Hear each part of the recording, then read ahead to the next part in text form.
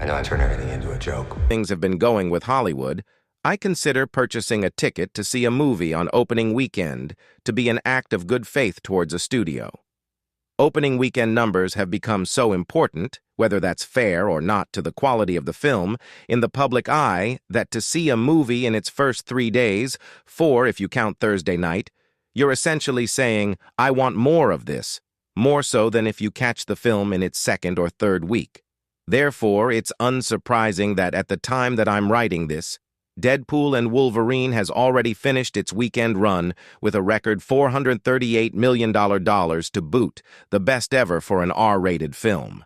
And I think it has less to do with avid Deadpool fans, not that there aren't a lot, or even fans of Wolverine, but the fact that it looks and smells like the kind of superhero movie fans haven't gotten since Endgame. Fans of the character of Wolverine have had a pretty mixed bag concerning the portrayal of their beloved character over the years. This isn't a knock against Hugh Jackman in the slightest. Rather, the films he has been in have not often been up to snuff. For every Days of Future Past and Logan, there's a Last Stand and X-Men Origins behind it. Suffice to say, the character very much does get his due in this one, and the character's arc in the film is absolutely the standout highlight. Jackman continues to hit emotional depths with the character that seemed all but exhausted with the previous outing, although as Deadpool is quick to point out mid-film, Disney is likely to want him to continue to reprise the character well into his 90s. My guess is he will probably play Wolverine one more time in Secret Wars, before passing off the torch to a new actor for the eventual X-Men reboot.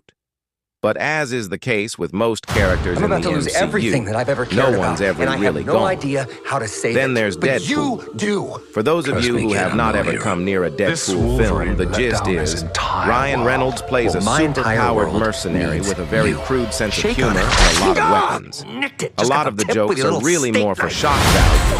How far This is can what we I'm get with a talking Disney about. film? Big slow Then motion having any action sensible sequence. punchline. Who knows if you live or If die? you've heard rough language Who's in an R-rated next? film before, you might still find yourself feeling the urge to wash your Sabretooth, ears out with soap ready to after die. watching one of these movies. Wait. That being said, amid the profanities, there are actually a lot of genuinely funny lines and gags in this one, Maybe nice. especially the ones at the expense of Marvel's less than stellar output lately. Reynolds is also comically supported by Matthew Macfadyen as Mr. Paradox, Good luck, a I'm a huge rogue fan. agent of the Time Variance Authority, and many more actors whose surprise appearances would be a shame to spoil. The primary antagonist of the story is played by Emma Corrin, and she actually does a pretty great job of playing the straight card to Deadpool's relentlessly silly antics.